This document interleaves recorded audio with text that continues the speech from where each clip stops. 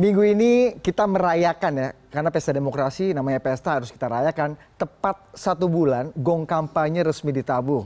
Riuh rendah pertarungan politik menghiasi atmosfer ruang publik. Bagaimana kemudian kita melihat panorama politik kontestasi kita, apakah ruang publik kita memang sudah diisi oleh politik yang substansi atau hanya tarung sensasi saja. Kami akan mengulasnya malam hari ini dengan Mas Budiman Sujatmiko, politikus PD Perjuangan yang juga Ketua Umum Inovator 4.0 Indonesia. Ini asli juga nih, apa atribusi belakangnya. Terima kasih Mas Budiman sudah datang. Ya. Kemudian ada Rocky Gerung, peneliti P2D Perhimpunan Pendidikan Demokrasi ya, Rocky ya.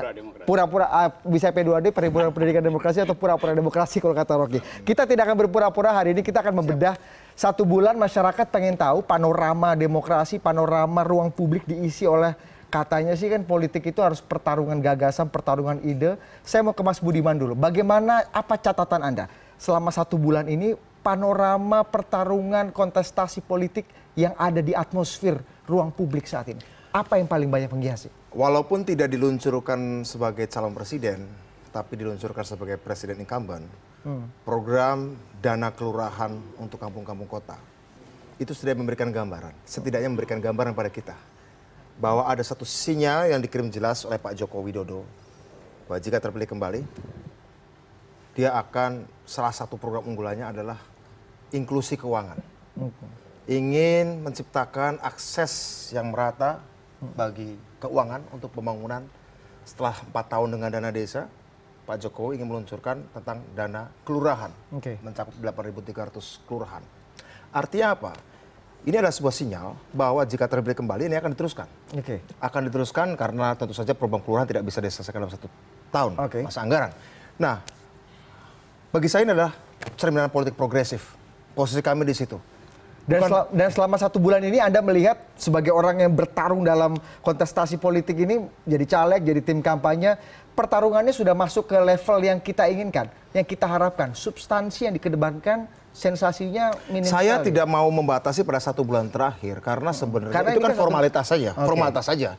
Kita akan tahu yang bertarung adalah Pak Prabowo dan Pak Joko Widodo. Sejak lama? Oh, ya sudah tahu sejak lama. Artinya bahwa memang kecenderungan akan ke sana. Bukan soal informasi BIN yang katanya mendukung PD Perjuangan, kalau kata tuduhannya Bung Rocky, bukan. Ini emang gitu ya, Rocky ya? Nggak usah jadi jenius, nggak usah jadi cerdas untuk mengatakan bahwa pertarungan kan Pak Joko dan Pak Prabowo Subianto. Persoalannya kan begini, bukan siapa yang bertarung, dengan cara apa yang bertarung. Satu hal kalau kita bicara ukuran adalah pertarungan 1 bulan terakhir, saya membandingkan saja deh. Waktu 2014 saya juga jadi juru debat time Pak Jokowi. Di kubu sana, saya menghadapi orang seperti sekelas, jangan sini. semuanya ini, Profesor Didik Rabini, ya, Profesor Didik Rabini, ya, orang seperti Pak Tantowi Yahya, orang yang ketika berdebat itu maksa saya untuk mikir. Hari ini, mau saja, saya belum banyak dipacu untuk mikir. Kecuali untuk memanage retorika saja. Bukan apa-apa, saya harus melakukan itu untuk melayani Bung Rocky. Apakah Rocky berhasil? Karena Rocky bermain dengan kata-kata soalnya. Bukan dengan fakta. Apakah Anda sekarang berperan, masalahnya dalam 1 bulan ini untuk memaksa orang-orang seperti Budiman, orang-orang pelaku-pelaku, pelakon-pelakon, aktor-aktor untuk berretorika muncul dari lumpur sensasi masuk ke dunia masalahnya tidak melakukan itu. Gimana, Rocky? Apa yang Anda lihat 1 bulan terakhir nih? Memang kenikmatan politik itu di dalam urusan kata itu. Dan seperti kata intrik tadi, you pilih tadi, CNN pilih kata intrik. Apa artinya intrik tuh? Intrik artinya sesuatu yang memikat atau perencanaan jahat untuk menjatuhkan seseorang. Jadi dari sudut pilihan kata aja, intrik itu kata yang dengan sendirinya membuat intrik baru. Nah, saya tahu jalan pikiran Budiman. Gimana tuh? Tetapi apa jalan pikiran Anda? Apa jalan pikiran Anda? Apa jalan pikiran dia berhenti di terbitan tahun 70-an. Iya, karena politik Indonesia juga belum berubah dari politik tahun 70-an itu. Yaitu ngumbar sensasi aja. Jadi kalau politiknya sensasi, ngapain kita masuk pada substansi gitu. Kan saya hanya melayani sensasi itu. Itu karena elitnya yang memproduksi sensasi atau publiknya lebih suka sensasi? Bukan, itu bertemulah antara kedunguan publik dan kebodohan elite itu. Tadi Pak Jokowi bilang hal yang kemudian jadi sensasi baru soal Sontoloyo itu. Itu memperlihatkan bahwa ada tim yang nggak mampu untuk mengurus substansi, sehingga yang keluar adalah sensasi. Oke. Itu masalahnya, Saudara Budiman. Lain kalau misalnya yang keluar di situ adalah satu kritik terarah dalam upaya untuk menghasilkan, sebut aja kosakata baru. Tapi yang dipilih adalah Sontoloyo, lalu dia dibully sekarang kan. Artinya politik kita memang nggak mampu untuk masuk di dalam debat substantif. Karena itu saya pakai kata-kata yang Anda sebut Para pelaku-pelaku termasuk Budiman ada di situ. Iya, kan sama aja tuh. Kan mestinya yang ditegur itu Budiman, jangan tegur saya, tegur presiden Anda tuh, mengapa pakai kata Sontoloyo tuh. Sehingga itu kalau kita berbicara, Sontoloyo itu adalah 0,01% dari retorika Pak Joko Widodo. Kalau kita lihat, kan adalah presiden, itu jadi 112%. Coba saya ingatkan ketika seorang Bill Clinton mengatakan, ketika dikritik, it's about economy stupid. Iya.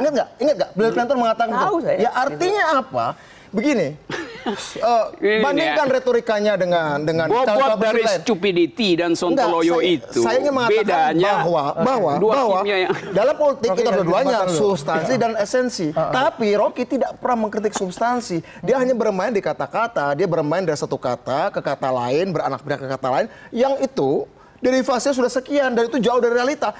Contoh, saya dengar Bung Rocky kritik soal dana kelurahan. Boleh saya kasih kritik. Saya ingin dengar Bung Rocky kritik soal misalnya bicara soal revolusi industri keempat yang sering katakan Pak Jokowi itu. Sekarang kalau mau. Tapi belum pernah kan? Sekarang saya kasih. Saya pancing kayak gitu. Kalau mulai sejak sekarang saya minta Anda jadi elit dan aktor politik hanya menjawab sensasi karena memang serangannya sensasi. Dalam politik itu ada namanya logika, ada namanya emosi. Dua-duanya. Baik. Saya nggak menafikan emosi ya. Baik. Tapi bukan cuma Bung Rocky, ada banyak yang lain, Fadli, Fahri, dan beberapa orang yang sebenarnya saya kenal punya kapasitas untuk sedikit menggunakan otaknya dengan rasional.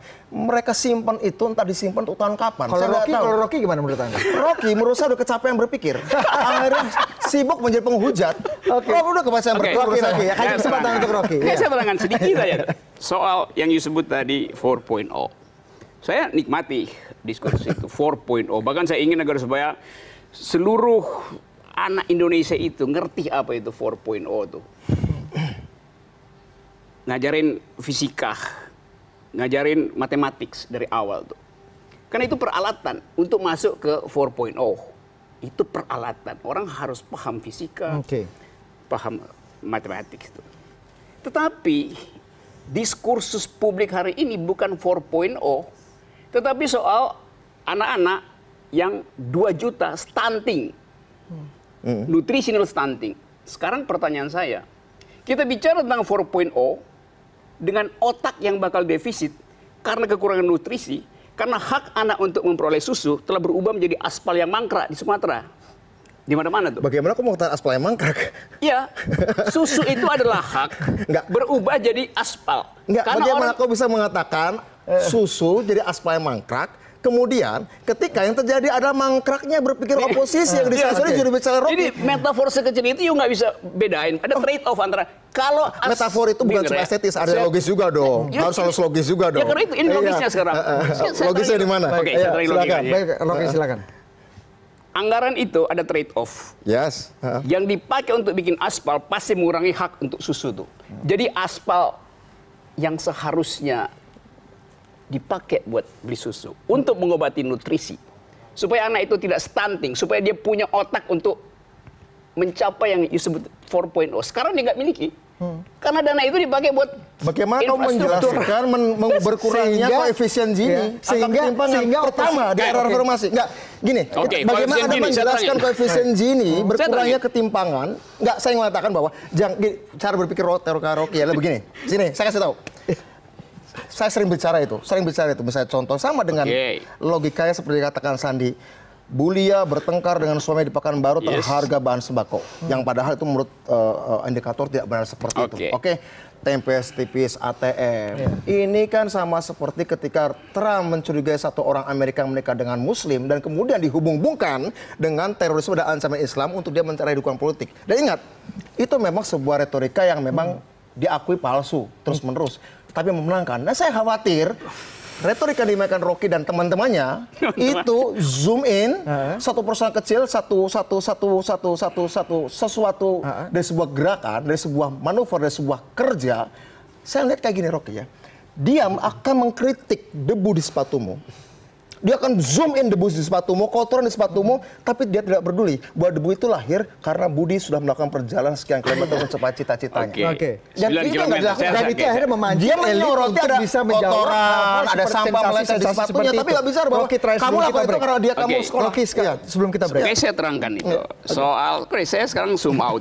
Saya zoom out supaya dapat lebih lebar itu. Iya, dan itu harus kamu lakukan terus-menerus harusnya. Oke, sekarang Bukan pada malam ini saja. itu contoh pertama malam Yes, ini ya. oke. Ya, oke. Yang you sebut tadi soal namanya tadi Gini ratio itu. Ya, saya baca. Oke. Gini ratio memperlihatkan menurun, artinya kesenjangan tidak membesar itu. Ya menurun. Iya, tidak membesar artinya. Ya, tapi pasti lebih kalau menurun pasti tidak membesar. artinya Kalau sekedar tidak membesar, itu kamu akan matakan start. Oke, oke. Aku tahu celah-celah berpikirmu. Sekarang saya terangin ya. Oke, Oke, oke. saya Jelas terangin. menurun, bukan Oke, sekedar saya tidak terangin membesar. statistiknya. Iya. Saya, pengeluaran saya itu Rp10.000, Saudara Budiman, per hari itu. Karena saya cuma makan pecel lele itu, pecel Madiun. Karena saya nggak mau badan saya bertambah berat. Karena hobi saya naik gunung. Politik itu ya sampingan aja tuh. Jadi pengeluaran saya setiap hari Rp10.000. Oke. Ada konglomerat, pengeluarannya juga Rp10.000. Karena dia cuma disuruh sama dokternya minum vitamin karena kebanyakan penyakit itu. Atau mungkin kebanyakan duduk di DPR nggak pernah mikir, jadi dia kegendutan maka kena penyakit itu. Kalau dia politisi, saya dan dia sama-sama pengeluaran Rp10.000 itu. Artinya Gini rasio saya dan dia itu 0, nggak ada disparitas, right? Itu yang dilakukan oleh statistik. Kenapa? Karena yang diukur Gini rasio itu expenditure, Saudara Budiman, Ya. bukan pendapatan. Nah, Kak, sekali Karena lagi. itu, Karena itulah. Ayo, oke, teruskan. Oke, karena Silakan, saya mau teruskan. Karena itu, you mesti jujur bahwa pemerintah tidak memperlihatkan disparitas pendapatan, tapi disparitas pengeluaran, dan itu adalah fake. Oke. Karena saya dan si 10.000 itu sama-sama Baik. 10.000, Oke. padahal dia pendapatannya itu 10 kali lipat dari saya, kalau anggota DPR mungkin 300 kali lipat dari saya. Tetapi Kamu, tidak diukur berdasarkan pengeluaran. Di Oke, situ sepakat. Di situ Baik. bodohnya statistik itu Baik. dipakai Satu, buat tapi menipu. kemudian mari kita Singkat saja Mas Budi Singkat. sebelum kita masuk ke segmen karena ada disparitas waktu juga nih Oke. harus kita. Dia berbicara soal kesamaan antara pengeluaran Rocky dengan konglomerat, Nah. ya. Rocky dengan keluarga Prabowo. Bukan, metode pengukuran. Saya nggak bilang pengukuran. Aku masih ilustrasi nih. Rocky, Belum selesai. kesempatan Budiman Enggak, dulu. aku belum selesai. Baik, Rocky. Rocky sedang mengukur perbandingan antara expenditure dia per hari dengan expenditure Prabowo yang punya Rans kuda. Oke. Oke? Yang dia bela sekarang, ya. Satu itu. Saya nggak bela. Kedua, Saya tidak membela Prabowo. kedua, Saya- kamu harus lihat selain Gini rasio dalam pengertian expenditure atau pengeluaran yang Ya. setara, Baik. harus lihat transfer daerah yang meningkat. Ya, apapun Ada metodenya udah salah. transfer kepada dana desa yang meningkat. Artinya apa? Selain expenditure yang kemudian apple to apple-nya dikatakan sama, juga ada kecenderungan sekarang Tidak diukur, distribusi kepada aset produksi. Tapi Baik. tidak diukur di dalam statistik. Oh, Tidak kata diukur. siapa tidak diukur? Expenditure cuma diukur. Oh iya, Iya. kita bicara Karena soal itu- whole, kita bicara policy making. Dan Mas metodenya Budiman, salah. Rocky, ini kalau kita Kita bicara bukan mengenai bicara ini, soal bisa statistik, kita bicara soal Oke. policy making. Metodenya Public keliru. policy making. Oh, Mengukur itu salah satu alat, itu alat yang diterima di dunia akademis. Iya, tapi tapi salah buat Baik. kan gini nih. Kalau saya misalnya makan saya dibikin siapa orang miskin itu ya orang yang makan daging setahun sekali. Semua orang nggak miskin karena setiap Idul ada orang makan daging. Baik, Begitu Bapak. aja. Nah, retorika seperti inilah sebenarnya yang diharapkan publik bagaimana kita masuk ke level substansi sehingga logika publik diajak untuk dan baru melihat. sekarang, Nah, Rocky ngomong substansi dan retorika. Biasanya Karena you tahu. retorika Oke. tanpa habis. Baru sekarang dan baru saya sekarang. jamin. Karena baru ketemu Budiman. baru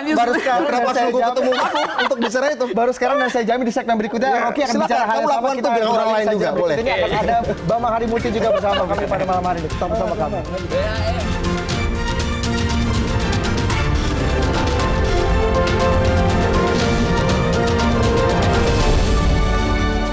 Oke, tugas saya paling berat adalah memotong pembicaraan dua orang di samping saya.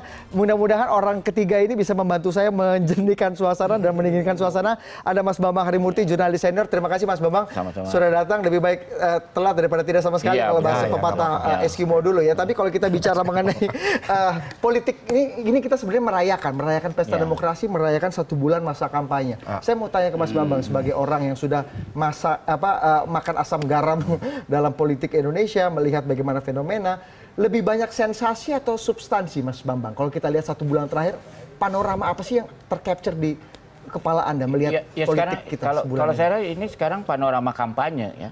Kampanye itu kan promosi masing-masing. Yes. Menaikkan pihaknya, menghantam lawannya. Oke. Jadi sekarang kita ibarat panggung sandiwaranya udah naik. Kalau tadi Anda lihat apa itu? Sandiwara saya atau lihat beneran? ini dua teman saya nih ya. Saya tahu dia orang-orang intelektual pinter. Tapi keduanya sekarang menjadi proksi dari dua pihak yang bersaing.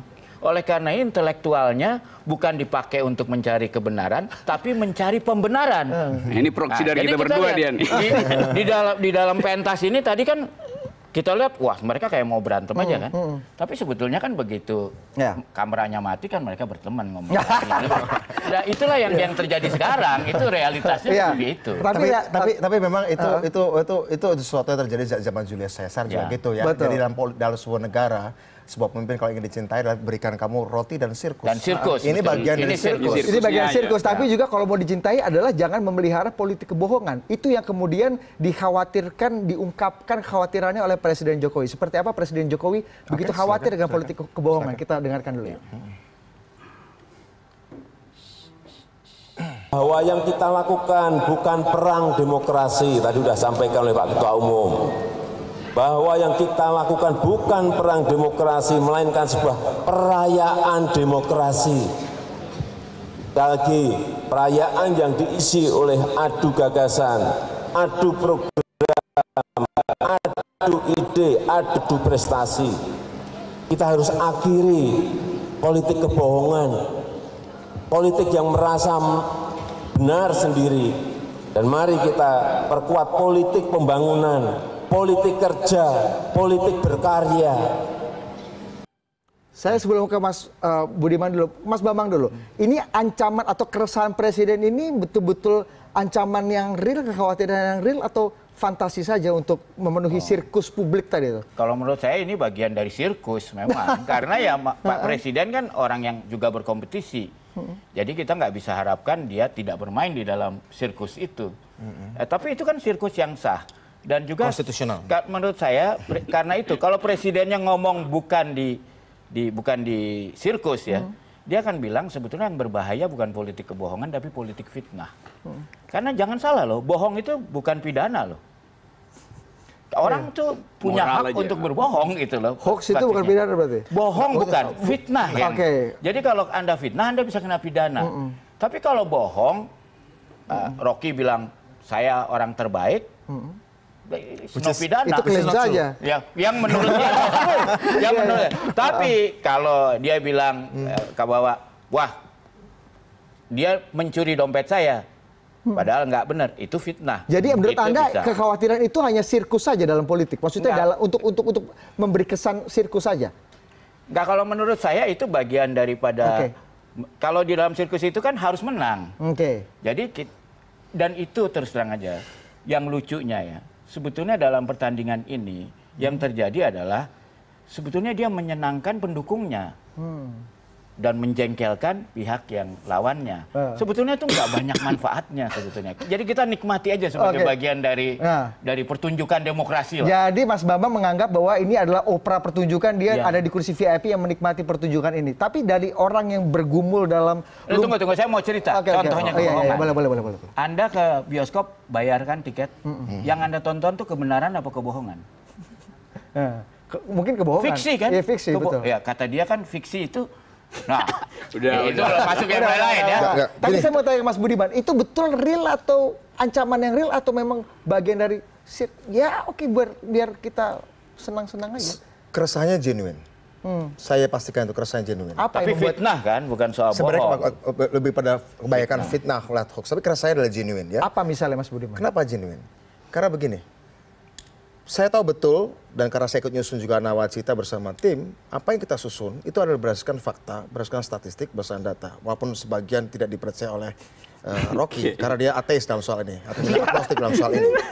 Dia nggak percaya data soal ini, dia hanya percaya logika formal. Saya ingin mengatakan begini, bahwa apa yang dikerasakan Pak Jokowi genuine. Dan kami sudah menghitung, bisa debat, bahwa jika saja dalam waktu 6 bulan ke depan kita berbicara apa yang sudah dan sedang dilakukan oleh Pak Jokowi untuk jadi bahan kampanye, kami punya banyak bahan cerita. Kami punya 74.958 desa yang setiap desanya bisa diceritakan berjam-jam. Tapi kenapa kebohongan begitu di-highlight, begitu bold oleh Presiden? Karena sekarang dusta itu sudah berbasis data. Dusta itu bahkan sudah berbasis data yang akurat. Apa itu? Saya sering berkata, berdasarkan data pada preferensi di otak kita. Saya pernah berkali-kali, saya udah bilang juga ke Rocky 6 bulan yang lalu di sebuah acara di TV yang lain. Kita udah dipetakan ke otak kita, mana bagian otak kita lagi suka pada kebohongan, dan kemudian suka pada sensasi, dan kemudian suka pada kebencian, suka pada rasa jijik pada yang lain, suka pada merasa nikmat ketika takut pada yang berbeda. Itu memang sudah, itu terjadi mana? Kebohongan itu diproduksi secara sadar atau tidak sengaja? Kebohongan sekarang diproduksi secara saintifik. Kebohongan diproduksi ini serius sekali nih. Ya. Sangat serius. Saya tahu. Propaganda itu. Oke. Bukan cuma itu. Sekarang udah pada masuk pada wilayah tools, pada wilayah teknologi. Misalnya dalam konteks 1 bulan, 2 bulan terakhir, Mas Budiman, kita biar bisa membayangkan apa yang Anda bicarakan supaya 1 bulan terakhir. 1 bulan terakhir misalnya, rencana yang gagal dari gerakan Ratna Sarumpait ya, dan teman-temannya, ya, persengkolan Ratna Sarumpait dan teman-teman. Bagi saya, itu adalah sesuatu yang sangat sistematis didahului sebuah conditioning, memunculkan faktor the power of emak-emak sebagai sosok yang diibakan sosok lemah tapi kritis, dan kemudian diskenariokan dia menjadi sasaran aniaya dari sekelompok pemuda anonim yang mudah digiring bahwa mereka adalah pendukung pemerintah, dan kemudian dari peristiwa itu akan di zoom in bahwa ini akan terjadi pada semua emak-emak yang kritis, dihubungkan dengan ibu yang bertengkar dengan suaminya. Gara-gara Jokowi, Ibu Lia bertengkar dengan suaminya. Gara-gara Jokowi, seorang emak-emak berusia 70 tahun dijadikan pahlawan palsu oleh teman-temannya Rocky. Saya nggak tahu Rocky di mana, mungkin masih di Elbrus dia. Memang. Masih di Elbrus. Seorang nenek tua dijadikan pahlawan palsu, ya. Dagingnya ditaruh di kompor, digoreng. Dan kemudian ketika kita datang mau ikut pesta mereka, memang bener nih ada pesta gorengan ini, kita mau makan, mereka baru panikan. Mereka mau tutup pesta itu, mereka mau matikan kompor itu dan mengatakan, kalian jangan goreng isi itu. Nyatanya kalian yang memulai. Meskipun sudah ada klarifikasi, sudah ada permintaan maaf bahwa ini adalah kesandung ini dalam masuk politik. apa yang dikatakan pada Mas Bambang tadi. Ada unsur pidana yang cukup kuat, karena kalau pakai istilah Mas Bambang, ini sudah mendekati fitnah. Mas Budiman, bukti Anda apa? Ini tuduhan yang serius sekali loh. Karena sudah dibantah oleh Prabowo, sudah dibantah oleh Ratna Sarumpait sendiri. Bagaimana? Ratna Sarumpait, ya silakan aja proses. Konspirasi. Ini ada proses nih. Iya. Ada proses nih, lagi dicek nih WA grupnya. Aku harap Rocky sih nggak ada. Kalau nggak ya udah. Rocky gimana Anda lihat Rocky? Politik kebohongan tadi dicontohkan Ratna Sarumpait adalah produksi yang nyata, yang saintifik. Iya, tapi saya nggak mau itu lagi, itu kan barang gosong tapi mau digoreng, itu kan dungu namanya itu. Nah, saudara tahu memang itu dengan sendirinya perkembangan teknologi akan dimanfaatkan untuk kepentingan militer dan politik gitu. Jadi bukan hal yang baru kalau misalnya seluruh intrik itu disinopsiskan lalu disuplai jadi modul apa namanya matematik, disimpan di dalam chip, selalu sedikit-sedikit dicicil masuk ke dalam otak. Tapi itu seluruh teori Budiman itu hanya benar bila orangnya punya otak. Kalau orangnya nggak ada otak, ngapain? Nggak ada pengaruh tuh. Nah, Coba di. Asumsi orang nggak punya otak ini kan retorika. Rocky, saya minta Anda bawa ke bahasa yang lebih mudah dipahami. Coba, saya mencoba untuk memahami. Dia bilang dalam premis bahwa orang nggak punya otak itu udah menggugurkan semua argumentasi setelah ini. Maksudnya orang yang percaya atau orang yang tidak percaya itu tidak punya otak? Teorinya otak kita itu kompatibel dengan kalkulasi komputer gitu. Belum tentu. Kompatibel saya bilang, bukan sama atau kompatibel. Jadi bisa ditukar-tukar. Kalau saya berpikir maka komputasinya juga ikut pikiran saya. Demikian sebaliknya kalau komputasi berikut. Kan itu yang mau dicarikan. Semacam itu, kesamaan itu. Itu mengandaikan kecerdasan buatan itu setara dengan kecerdasan normal. Nah kalau si pemimpin nggak punya kecerdasan normal, nggak berlaku lah ini kecerdasan buatan tuh. Jadi maksudnya keresahan presiden itu gimana? Anda melihat keresahan presiden sampai di bold dari politik. Budiman memberitahu keresahan presiden itu adalah buatan, ada genuine. Saya bilang genuine. Oke. Sejati itu. Bukan buatan lagi. Tentu dia mesti ucapin itu. Saya melihat itu tidak genuine. Kenapa? Karena tadi di dalam teks saya perhatikan ya, presiden bilang begini. Ini politik bukan perang demokrasi, tetapi perayaan demokrasi. Itu dua kualitas kalimatnya. Mana ada perang demokrasi? Perang demokrasi ya dengan sendirinya pemilu tuh. Jadi kalau logikanya dipakai, ini bukan pemilu, tetapi perayaan. Nah, pemilu juga perayaan. Enggak. Lalu bagaimana? Coba yuk putar ulang. Oke. Presiden bilang begini ya, kita ada dalam tahun politik, tapi bukan untuk perang demokrasi, melainkan perayaan demokrasi. Sekarang saya terangin, perang demokrasi itu artinya pemilu. Perayaan demokrasi artinya pemilu. Jadi pemilu sama dengan pemilu kan? Enggak dong. Lu kenapa Perang demokrasi adalah demokrasi yang diperlakukan sebagai perang. itu kompetisi namanya, adanya dalam pemilu. Ketika mengatakan bahwa perang demokrasi, itu yang dimaksud Pak Jokowi adalah ketika kamu membunuh lawanmu sampai pada tingkatan Tidak ada menyerang pembunuhan pribadi. dalam demokrasi. Perang demokrasi Oh, itu iya. namanya kompetisi politik supaya ada sirkulasi elit. Ini masalah interpretasi Ini saja atau interpretasi. Ini atau masalah baku logika saja? aja. Ini. Tapi Anda lihat bahwa dalam logika presiden keliru karena yang supply ide juga tolol gitu. Oke, yang tidak keliru adalah kita harus break dulu. Bagaimana? Siapa yang benar, siapa yang salah, kita akan lanjutkan di usaha jeda berikut. Tetap bersama kami.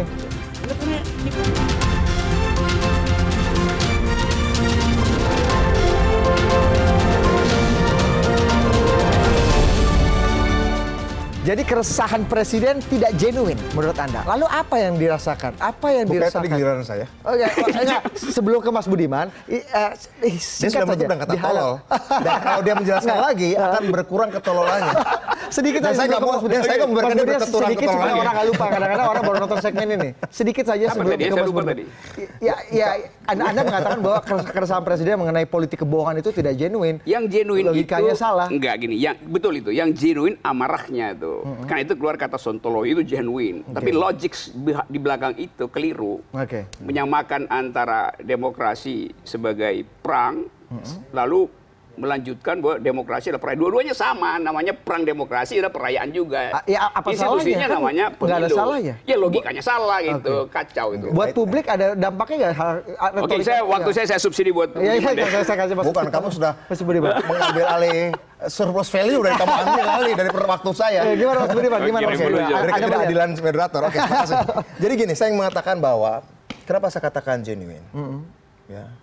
Ini ada waktu 6 bulan terlalu sedikit untuk bercerita tentang kisah keluarga per keluarga. Oke. Sandi menggunakan kisah tentang pertengkaran seorang ibu Lia dengan suaminya tentang 100.000 yang nggak bisa dibeli apa-apa. Oke.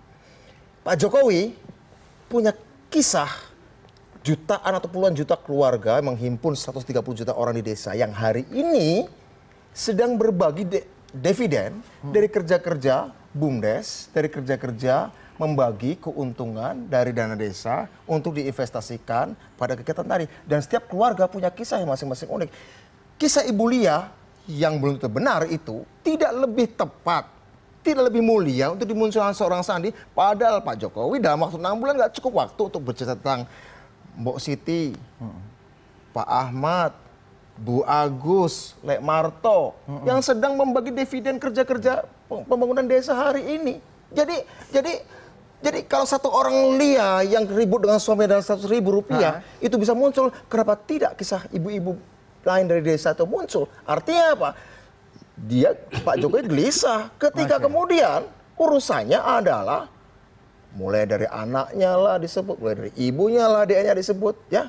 Bahwa ini coba cek DNA, itu kan politik kebohongan, politik fitnah even. Dan itu terjadi dalam ruang publik, itu terjadi dalam ruang publik bukan di 1 bulan terakhir saja, tapi sejak Pak Jokowi dilantik sudah terjadi. Jadi ini reaksi reaktif saja Jadi gitu. saya melihatnya, Budi, Pak Jokowi itu punya tim sukses. Oke.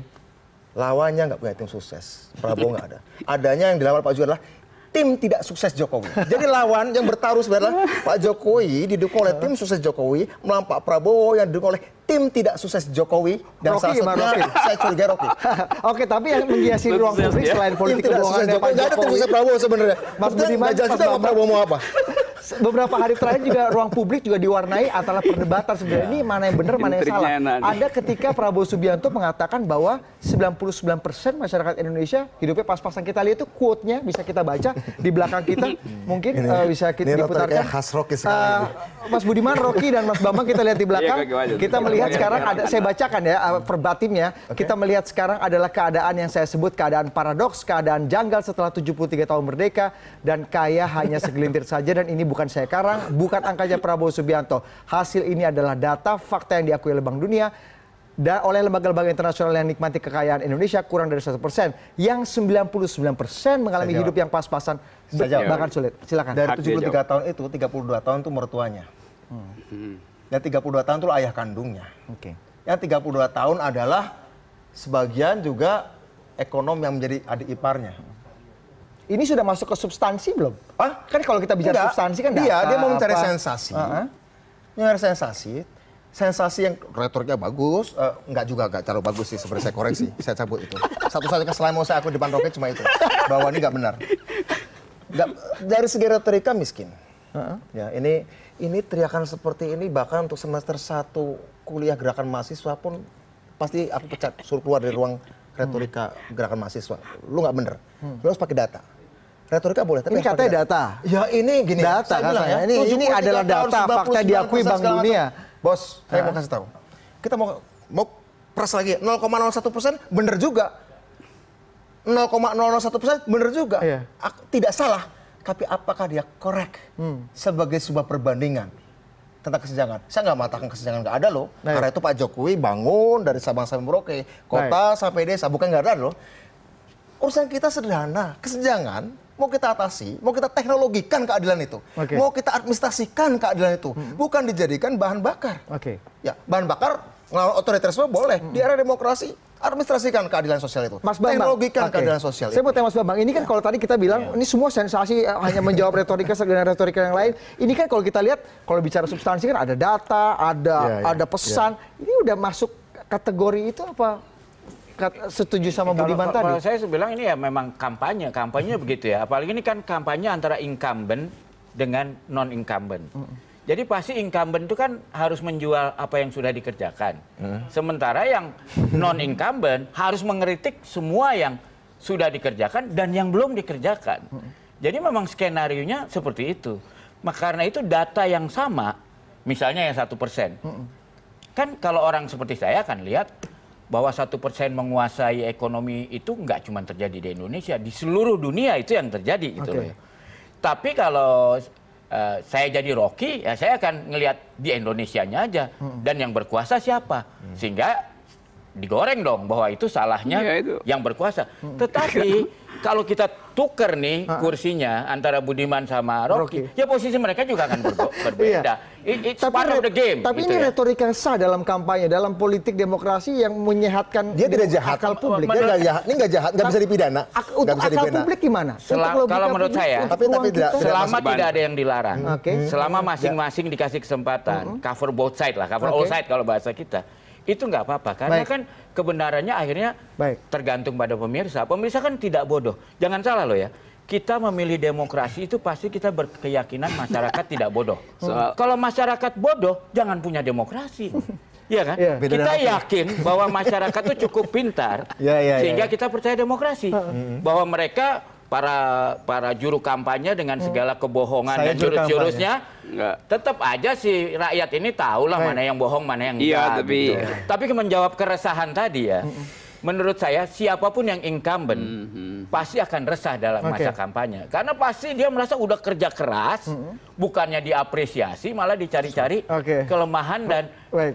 itunya. Kita tanya lagi. Di posisinya dibalik sama aja. Seberapa sehat logika retorika seperti ini ada di ruang publik kita? Ya gini gampangnya ya, seluruh retorika dalam politik pasti salah gitu. Tapi dalam politik kesalahan itu adalah kebenaran yang belum selesai gitu. Jadi ya terima aja. Itu nanti ada skrutinisasi di kotak suara tuh. Oke. Dan Jadi- ini menurut Anda sehat-sehat saja ya? Ya sehat aja. Oke. Karena selama kita anggap politik itu adalah sirkus, tapi sekaligus akal sehat itu. Ini Tapi periode harus sirkus yang adil. Ya karena itu ini periode sirkus, nggak ada sirkus yang adil. Sirkus yang adil itu Kalau gimana, sirkus Mas? adil nggak Ada dong Rocky, ada.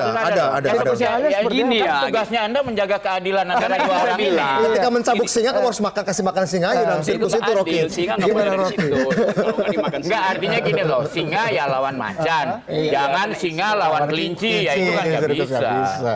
Itu bukan sirkus, itu pembantaian. Iya, namanya. betul. Tapi menurut Anda memang logika-logika seperti ini perang logika antara Jokowi dengan Masih Prabowo. baru perang retorika, belum logika. Retorika. Masih baru Kalau retorika mengenai saja. winter is coming dengan Amerika Great Again lagi. Indonesia Great Again saya sampai salah-salah. Kita lihat tuh cuplikannya. Oke, siap.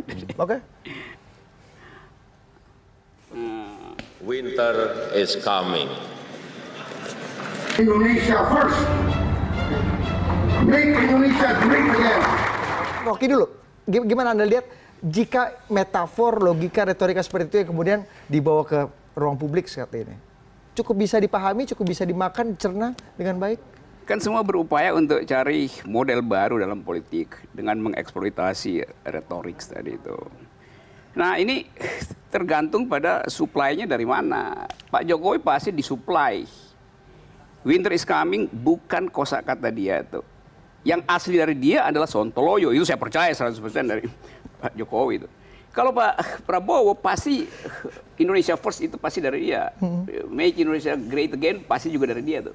Jadi itu bedanya Prabowo itu jadi otentik. Terpaksa saya mesti bilang begitu. Karena dia tune in dengan isu itu. Pak Jokowi jelas literasinya bukan itu. Jadi karena dia disuplai, maka terlihat nggak otentik. Saya cuma komentar itu aja tuh. Nah, Soal isinya, yaitu urusan publik menilai yang mana yang bagus itu. Kalau disebut misalnya Otentisitas itu berekuivalen dengan kualitas nggak, Rocky? Saya tahu yang maksud otentisitas artinya dia mengerti masalah itu tuh. Tapi orang bilang itu kutipan dari Donald Trump. Loh, Winter is coming juga kutipan dari Ronggo Warsito. So which one is more authentic? Enggak, semuanya lebih tidak otentik urusannya referensi. Karena itu saya terangkan tadi, otentik karena dia paham. Jadi Prabowo ngerti apa yang dimaksud Trump dengan make Indonesia great again. Nah, ini namanya tunggu framing. Mas Budiman, Tapi saya nggak peduli dia Mas Budiman setelah ini. yang penting dia ngerti itu tuh. Pak Jokowi pasti tidak mengerti novel Game of Thrones itu tuh. Karena itu dia dibuatkan. Jadi saya cuma bikin komparasi itu tanpa judgement itu. Karena itu faktanya begitu. Ya. Kan Pak Jokowi nggak punya tradisi membaca. Prabowo punya tradisi membaca. Iya, tapi dia membaca. Iya, tapi tradisi membaca novel, membaca sesuatu yang abstrak, yang memerlukan imajinasi. Memang bukan kapasitas Pak Jokowi. Jadi saya bukan bilang Pak Jokowi buruk karena nggak punya imajinasi. Memang itu dia nggak punya. Prabowo berlebihan retoriknya. Karena itu ucapan dia dengan gerak tubuhnya itu. Ya kadang-kala itu orang karena Rocky sebenarnya sedang tidak berbicara soal dua orang yang disuguhkan pada kita sebagai calon pemimpin. Rocky sekedar ingin memuaskan organisme intelektual dan mungkin juga orgasme seksualnya, saya nggak tahu, tentang referensi. Itu aja. Satu. Enggak, artinya Rocky sedang ini sexually, intellectually satisfying me sexually or not. Yang ini itu aja. Simple. Artinya ini sekedar omongan di kafe di Menteng. Oke? Republik ini lebih besar dari Menteng. Satu. Ya. Dan kedua, semua pendiri Republik tinggal di Menteng itu. Belum tentu juga. Ada semua. Kita lihat Pak Jokowi, dia bicara di sebuah forum internasional, satu panggung. Ya kan Pak Prabowo, meskipun dia lahir dari komunitas internasional terkecil, dia bahkan sampai berliur mulutnya untuk bagaimana dia bisa ada di sana. Ujung-ujungnya ketika gagal, dia ikut retorika orang-orang yang menarik diri dari pergaulan dunia. Belum selesai. Pak Jokowi, Winter is coming, Game of Thrones sebenarnya mengidealkan sebuah tatanan dunia di mana hari ini menjadi isolasionis, menarik diri, ultranasionalis, itu nggak ada membawa keuntungan apapun. Atau bahkan tidak membawa ruginya banyak kalau bukan untung. Kalaupun tidak untung, ruginya banyak. Artinya saya mengatakan bahwa boleh saja Pak Prabowo membaca lebih banyak, tapi soal apakah sesuatu itu akan bisa dicapai dengan praktek atau sedang membaca, yang jelas Pak Jokowi berbicara di panggung dunia, dapat aplaus, program dana desa diapresiasi pemenang Nobel Ekonomi Joseph Stiglitz, ya, bagaimana 13 negara juga ingin meniru bagaimana tentang penggunaan desa, kemudian bagaimana kemudian tokoh-tokoh dunia berkumpul dan memberikan apresiasi. Barangkali inilah rahasia sakit hatinya sebagian elit yang diusung oleh Rocky. Bagaimana orang yang dari muda, siapapun itu, bodybuilding, sekolah di luar negeri, berkoneksi kemana-mana, ujung-ujungnya kalah dengan seorang tukang. Saya nggak ada urusan dengan itu. Saya cuma berurusan dengan substansinya. Tidak.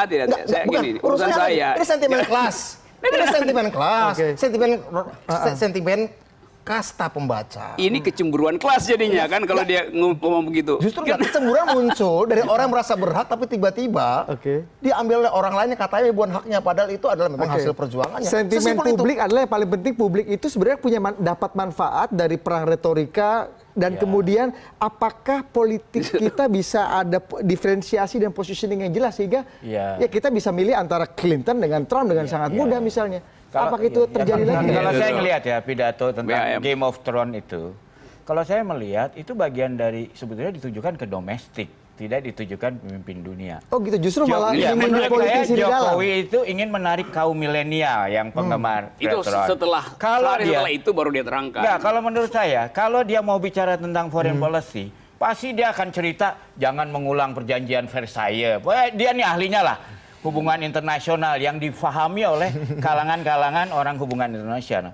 Tapi dalam hal ini, menurut saya Jokowi memang tidak mengadres itu ke sana. Dia mau get elected is more important daripada direcognize di sana. Sehingga menurut saya Game of Thrones itu lebih diarahkan kalau dari teori komunikasi ya. Siapa sih yang nonton Game of Thrones?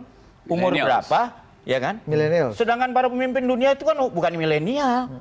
Nontonnya Chips atau SWAT mungkin zaman ya dulu ya. mungkin gitu kalau yang pakai itu ya.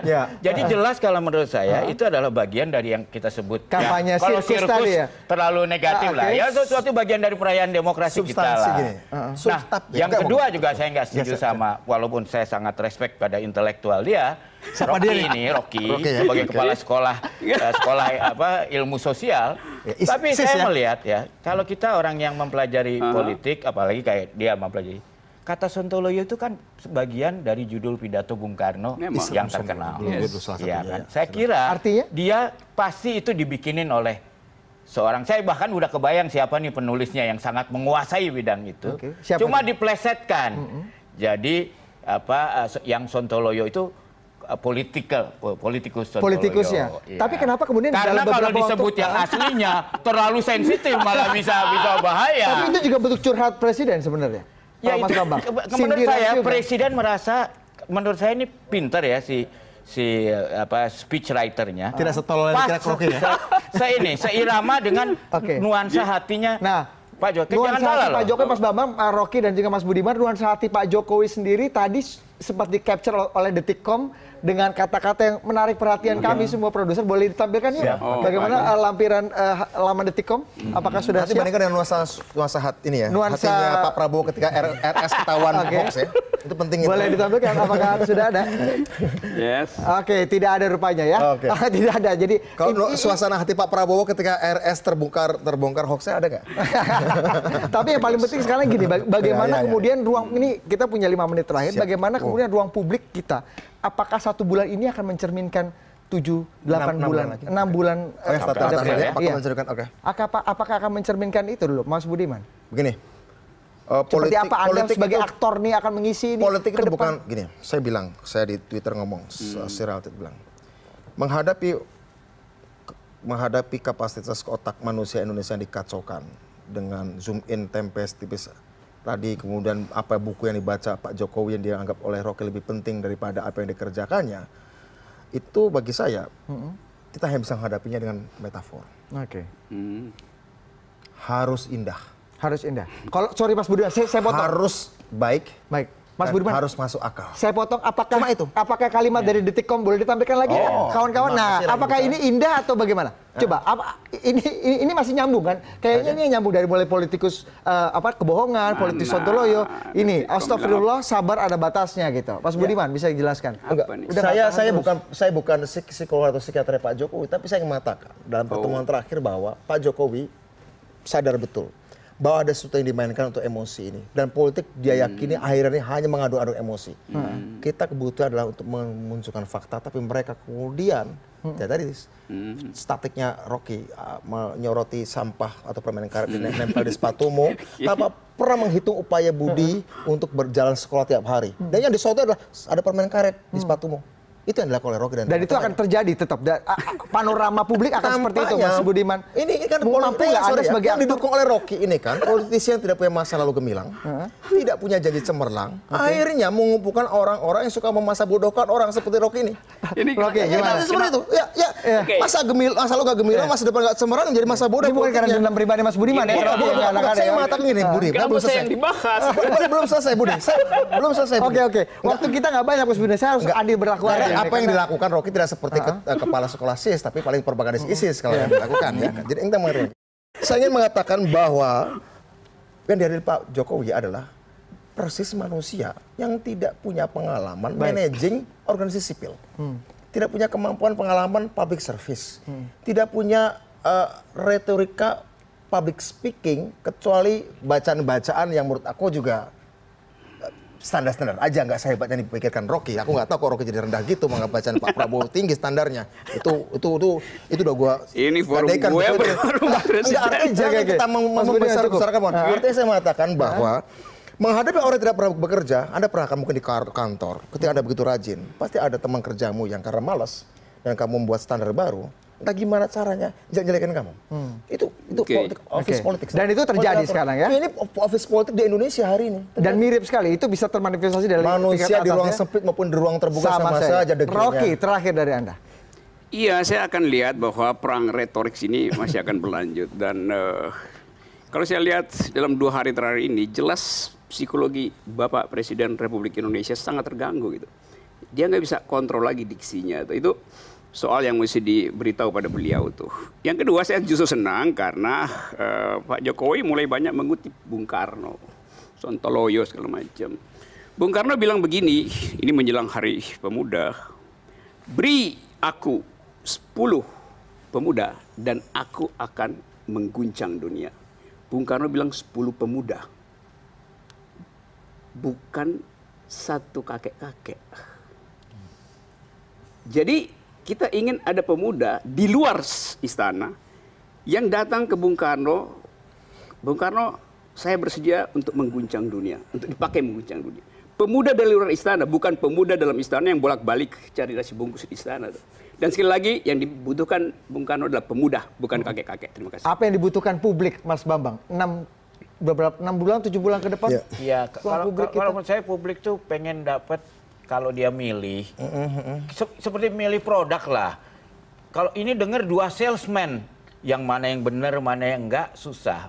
Sebetulnya publik, kalau saya sebagai orang media, sebetulnya di sini peran media dan intelektual yang independen untuk menyaring itu semua kayak lembaga konsumen lah.